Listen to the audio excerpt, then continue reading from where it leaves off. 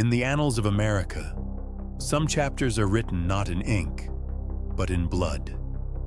This is the story of the American Mafia, a name whispered with a mixture of fear and reverence, a parallel world existing just beneath the fragile veneer of civilized society. It was a devil's bargain, promising absolute power, unimaginable wealth, and the ability to bend the world to one's will. But the price of that pact was a legacy etched in violence, an endless chain of murder, crime, and betrayal that can never be erased. As always, before diving into the full story, please consider hitting the like button to support ADB Crime Case. Don't forget to subscribe to get notified about our latest investigations. Now, let's begin.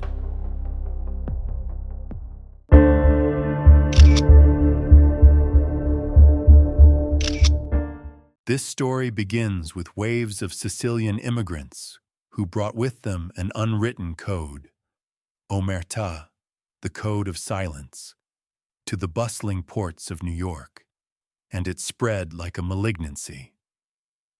From the cramped, suffocating streets of New York to the glittering Las Vegas Strip that shimmered like a desert mirage, the shadow of the Mafia fell over everything. They were not mere street gangs. They evolved into a shadow government, a tightly structured criminal organization known as La Cosa Nostra, our thing. Their power was absolute. They controlled not only illicit activities like gambling, loan sharking, and bootlegging, but also burrowed into the very sinews of the legitimate economy. Labor unions, construction, waste management, and even the glamorous entertainment industry of Hollywood. Their methods were ruthless and unforgiving. There was no room for mercy or compassion. Every dispute, every obstacle, every sign of disrespect was settled with the one universal language they all understood: violence and intimidation. This is not a simple recounting of events. This is a dissection of the soul of darkness, a chilling record of the most savage murders that have stained American history, carried out by men whose names have become legends of brutality. We will explore the minds of those who operated beyond the law and morality, men who were not just criminals, but masters of psychological manipulation and human control. We will step into DeMeo's Gemini lounge, where the dance floor was stained with blood and the music could not drown out the silent screams. We will face the cold gaze of Kuklinsky, the Iceman, a man who lived a double life as a suburban husband and father and a monstrous contract killer. We will feel the heat of the Nevada desert under the rule of Anthony Spilotro, the brutal enforcer of the Chicago outfit in Las Vegas. We will recreate the chilling atmosphere of the St. Valentine's Day Massacre, a calculated act of butchery that reshaped the Chicago underworld and elevated Al Capone to the apex of power. We will separate the truth from the romanticized scenes of Hollywood in the death of Tony Spilotro. And amidst the stories of perpetrators, we will listen to the extraordinary survival tale of Joe E. Louis, an entertainer who dared to challenge the Mafia and lived to tell the tale, albeit with permanent scars. This story is not for the faint of heart. The details within will chill you, haunt you, and force you to ponder the thin line between man and monster. This is a history written in blood, a cold reminder of the darkness that always exists, hiding just beneath the surface of society. This is the bloody history of the American Mafia, a legacy we must never allow ourselves to forget. Al Capone and the blood-soaked feast of Prohibition. On January 17, 1920, the 18th Amendment to the U.S. Constitution took effect, prohibiting the manufacture, sale, and transportation of alcoholic beverages. The government believed it was ushering in an era of morality and order. Instead, it unwittingly rolled out the red carpet for the golden age of organized crime. America was thirsty, and the Mafia was ready to serve, for a price. Amidst that storm, one name rose above all others, becoming a symbol for an entire era: Al Capone.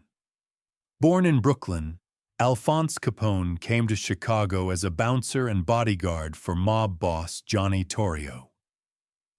With his intelligence, ruthlessness, and innate business acumen, Capone quickly ascended.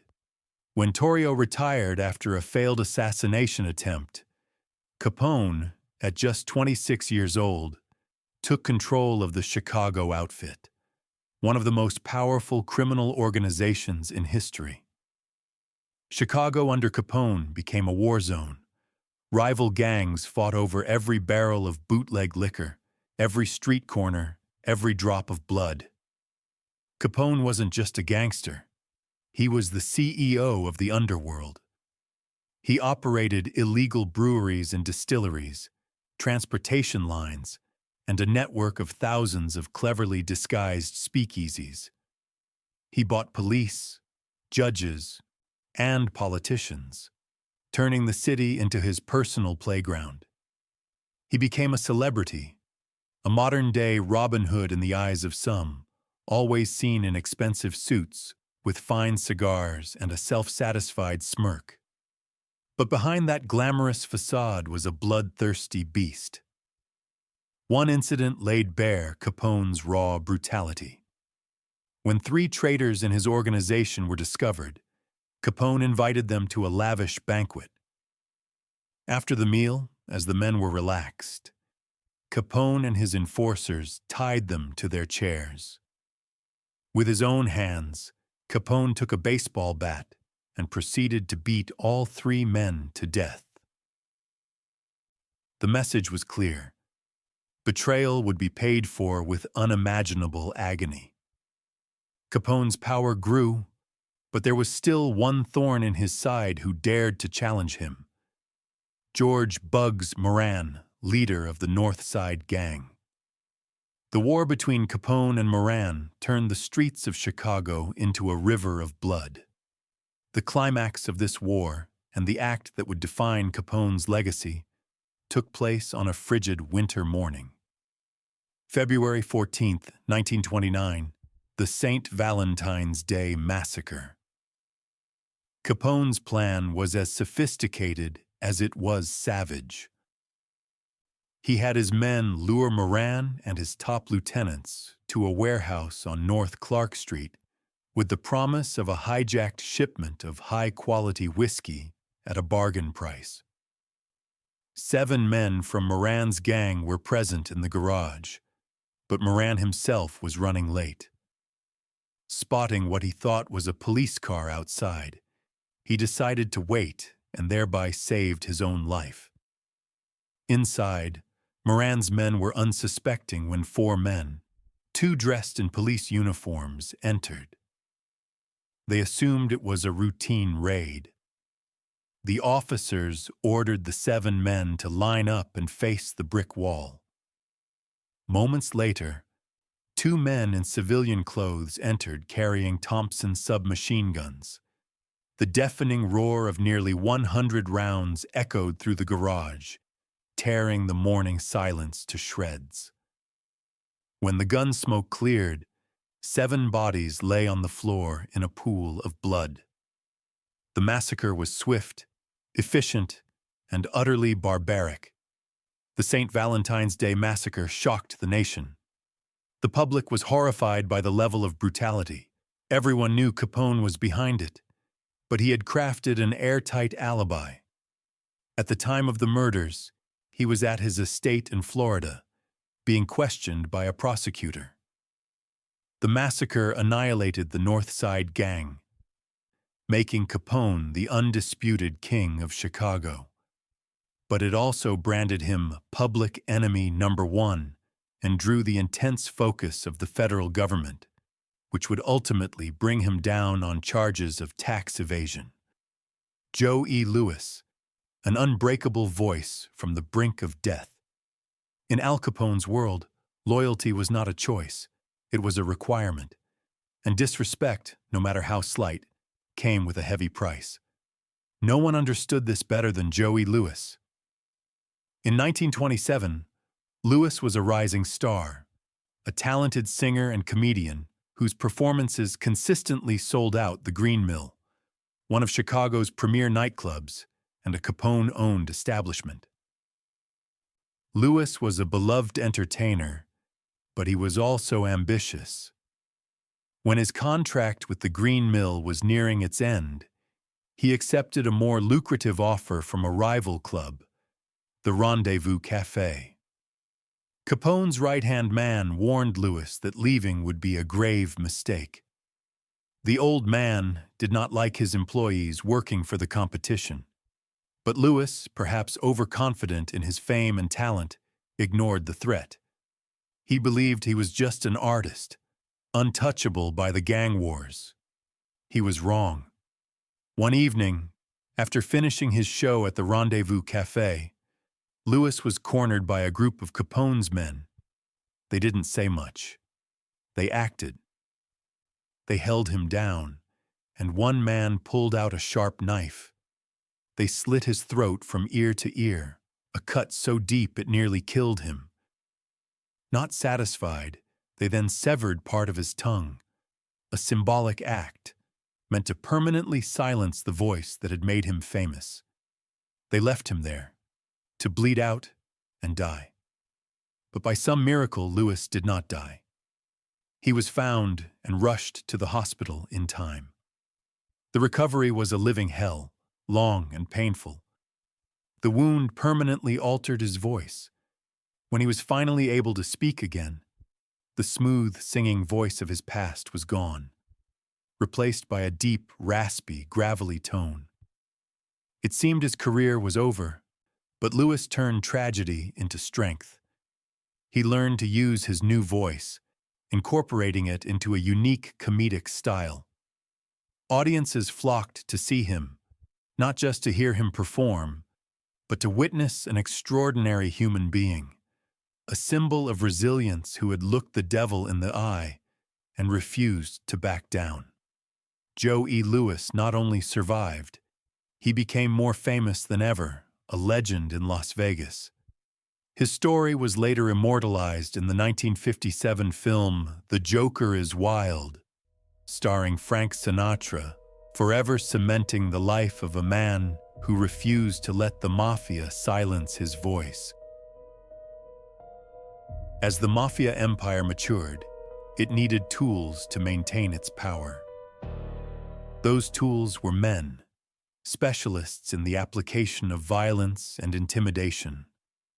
Some were loyal soldiers, while others were vicious psychopaths who found their life's calling in taking the lives of others. Anthony Spilotro, the Iron Fist in a desert mirage. In the mid-20th century, Las Vegas wasn't just a city, it was a mafia project. Bosses from across the country poured money into the Nevada desert, building a glittering empire of casinos.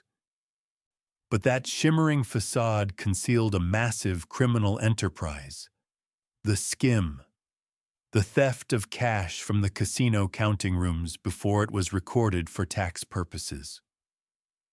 To protect this lucrative river of cash, the Chicago outfit sent its most trusted and feared enforcer, Anthony the Ant Spilotro. The nickname The Ant was ironic for a man who stood only about 5'5", but it was a stark contrast to his explosive and terrifyingly violent nature. Spilotro arrived in Vegas in 1971 and quickly established a reign of terror. He wasn't a diplomat. He was a sledgehammer. His job was to ensure that no one cheated or challenged the outfit's interests. His methods were direct and savage.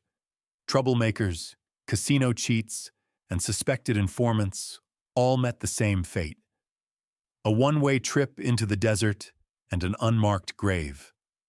Spilotro ruled Las Vegas with an iron fist. He was more than just an enforcer. He built a criminal empire of his own. He assembled a crew of professional thieves and killers known as the Hole-in-the-Wall Gang. They became notorious for drilling through walls and ceilings to burglarize high-end jewelry stores and wealthy homes, pulling off daring and sophisticated heists. But Spilotro grew increasingly out of control. His volatile temper and insatiable lust for power drew too much attention. He flaunted an affair with the wife of Frank "Lefty" Rosenthal, the man who ran the Stardust Casino for the outfit. His name was constantly in the newspapers and in FBI files. For the old bosses in Chicago, who preferred to operate in the shadows, Spilotro had become a dangerous liability. The end came as swiftly and brutally as the life Spilotro had lived. In June 1986, Spilotro and his brother, Michael, were summoned back to Chicago for a meeting. They believed it was for a promotion. Instead, they were lured to a basement. There, a crew of outfit hitters was waiting. The two brothers were beaten to death. There were no guns, only fists and feet, a personal and humiliating punishment. Their bodies were then driven to a remote cornfield in Indiana and buried in a shallow grave, clad only in their underwear. It wasn't until a farmer stumbled upon them that Anthony Spilotro's reign of terror was officially over. Roy DeMeo. The Dance of Death at the Gemini Lounge.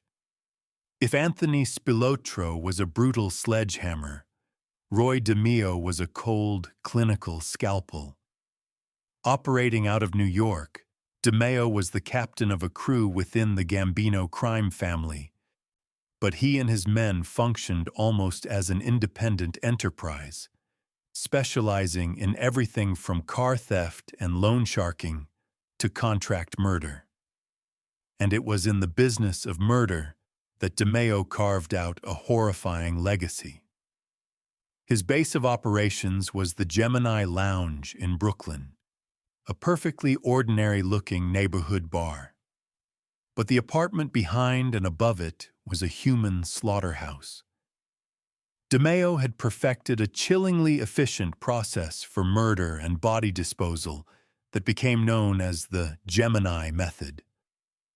The process was a meticulously choreographed dance of death. A victim would be lured to the apartment on some pretext. As soon as they entered, a crew member, often DeMeo himself, would fire a silenced pistol into the victim's head, while another would quickly wrap a towel around the wound to stanch the flow of blood. The body was then dragged into the bathroom and hung upside down over a tub to drain, much like a butcher would handle livestock. Once the blood was gone, the body was laid on large plastic sheets on the floor and systematically dismembered.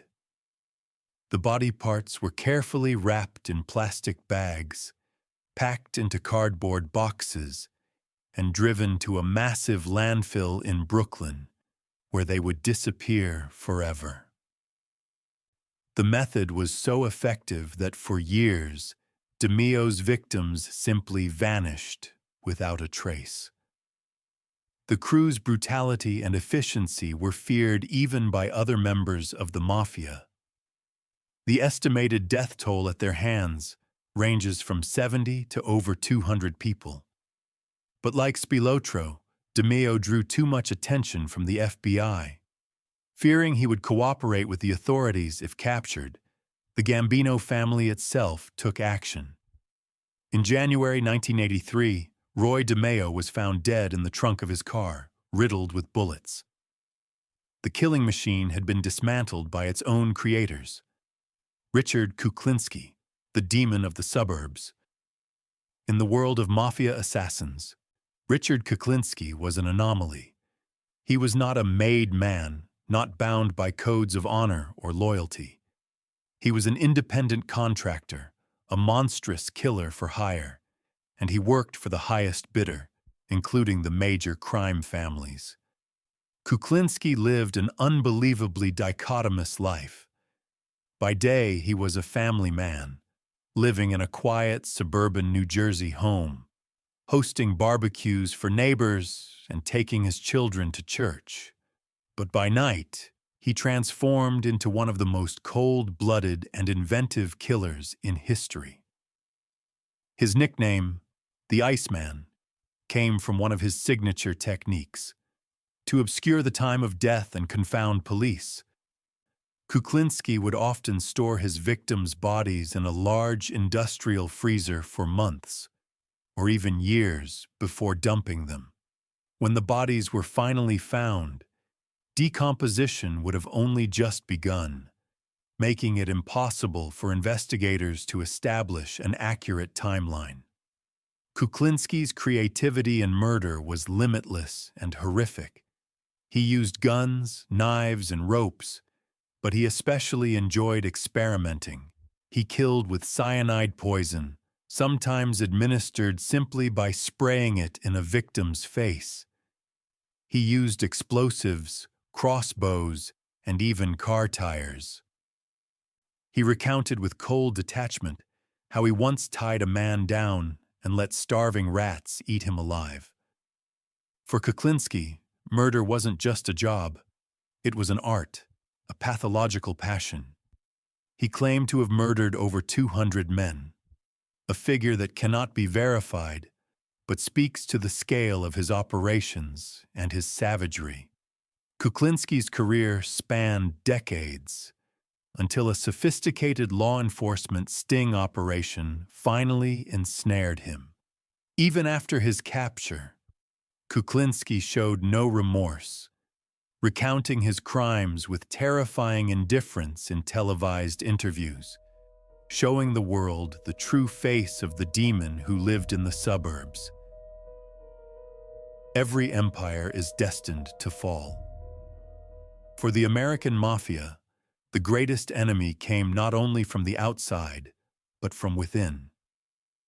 The passage of the Racketeer-Influenced and Corrupt Organizations (RICO) Act in 1970 gave the federal government a powerful new weapon to prosecute entire crime families. The mounting pressure from the FBI sowed seeds of distrust and paranoia, causing the once sacred code of Omertà to be eroded by greed and the instinct for self-preservation. No story better illustrates the Mafia's internal collapse than the case of Donnie Brasco. In the 1970s, FBI agent Joe Pistone embarked on one of the most daring undercover operations in history. Posing as Donnie Brasco, a skilled jewel thief, Pistone successfully infiltrated the Bonanno crime family, one of New York's powerful 5 families. The man who opened the door for Brasco was Dominic "Sonny Black" Napolitano, a respected and trusted capo. Sonny Black saw in Brasco a promising earner, a man who was loyal and capable. He sponsored Brasco, treating him like a son, teaching him the rules, and introducing him to high-level figures. For 6 years, Pistone, as Brasco, lived, breathed, and acted like a real wise guy. He gathered a mountain of evidence, enough to decapitate the entire leadership of the Bonanno family. When the operation concluded in 1981 and the FBI revealed Donnie Brasco's true identity, Sonny Black's world fell apart. He wasn't just shocked. He knew he was a dead man. In the world of the Mafia, allowing a federal agent to penetrate the inner circle was an unforgivable sin. It was a disgrace, an ultimate violation of trust. Sonny Black knew his death warrant had been signed. He did not run. He accepted his fate. On August 17, 1982, he received the summons. Before he left, he gave away his prized jewelry and told his best friend that if Brasco was an agent, it's on me. Napolitano's body was found a year later in a body bag. He had been shot to death, and to send a clear message, his hands had been severed, a symbolic punishment for the man who had shaken hands with the enemy. The Mafia's code of silence did not just apply to its members. It was a threat directed at all of society. Anyone who cooperated with the authorities, anyone who dared to speak out, could become a target. The tragic story of Arnold Schuster is a cold testament to that fact. In 1952, Willie Sutton was one of the most wanted bank robbers in America. He had escaped from prison and was on the run. One day, Arnold Schuster, a 24-year-old clothing salesman from Brooklyn, recognized Sutton on the subway. Acting on his civic duty, Schuster followed Sutton and notified the police. Thanks to his tip, Sutton was arrested. Schuster was instantly hailed as a hero. His picture appeared in newspapers and on television. He was proud of what he had done. But in the underworld, he had violated a supreme rule. He was a rat. Although Sutton was not a member of the Mafia, Schuster's actions were seen as a challenge to the entire culture of crime. A message had to be sent. On March 8, 1952, just weeks after becoming famous, Arnold Schuster was walking home in Brooklyn. A car pulled alongside him, and shots rang out. Schuster fell to the sidewalk, shot in both eyes and the groin. He died on the way to the hospital. The murder caused a public outcry, but the killers were never caught. The death of Arnold Schuster became a chilling reminder of the underworld's reach and ruthlessness, a warning that silence was golden. Philadelphia, the city of brotherly love, witnessed one of the bloodiest and most dramatic chapters in Mafia history, a Shakespearean tragedy of greed, betrayal, and the cyclical nature of violence. For decades, the Philadelphia crime family was ruled by Angelo Bruno, the gentle Don. Bruno was an old-school leader who preferred diplomacy over war and had kept the city relatively peaceful and stable. But that peace made some of his underlings impatient. Antonio Caponigro, a capo and confidant of Bruno, felt that Bruno's moderate policies were stifling the family's earning potential. Blinded by greed and ambition, Caponigro decided to act. On March 21, 1980, Angelo Bruno was killed by a shotgun blast to the back of the head as he sat in his car. Caponigro believed he would be lauded and handed control. But he had made a fatal error. He had acted without the approval of the Commission, the Mafia's national governing body. The murder of a boss was a grave violation of the rules. The Commission could not let this chaos stand. The punishment for Caponigro was as swift as it was symbolic. His body was found in the trunk of a car, brutally tortured, with $20 bills stuffed into his mouth and anus, a gruesome message about the price of his greed. Bruno's assassination opened a Pandora's box of violence. His successor, Philip "Chicken Man" Testa, lasted less than a year before he was killed by a nail bomb that detonated on his front porch. Philip's death thrust his son, Salvatore "Salvi" Testa, a young, handsome, and exceedingly violent mobster, into the spotlight. Driven by a desire to avenge his father, Salvi launched a bloody campaign, consolidating his power by eliminating all rivals. For a brief time, he was seen as the future of the Philadelphia family, but his ruthlessness and arrogance created too many enemies. On September 14, 1984, at the age of 28, Salvi Testa was shot and killed, another victim in the cycle of violence he had helped perpetuate. The tragedy of the Philadelphia family was a microcosm of the Mafia's self-destruction. An empire built on betrayal would ultimately be consumed by it. The empire of the American Mafia, once seemingly invincible, finally crumbled not just from the pressure of the law, but from the cancers within: greed, paranoia, and the erosion of the very codes they once revered. The code of Omertà was replaced by courtroom testimony. Loyalty gave way to internal purges. The names of Al Capone, Roy DeMeo, and Anthony Spilotro have become ghosts, cautionary tales about the dangerous allure of absolute power. Their stories, written in the blood of countless victims, are an indelible part of the American historical tapestry. They remind us that even the mightiest empires can rot from within, and that a legacy built on violence will ultimately be destroyed by it. The echoes of the gunshots, the broken oaths, and the ruined lives still reverberate today, an eternal reminder of the darkness that always hides just beneath the surface of order and civilization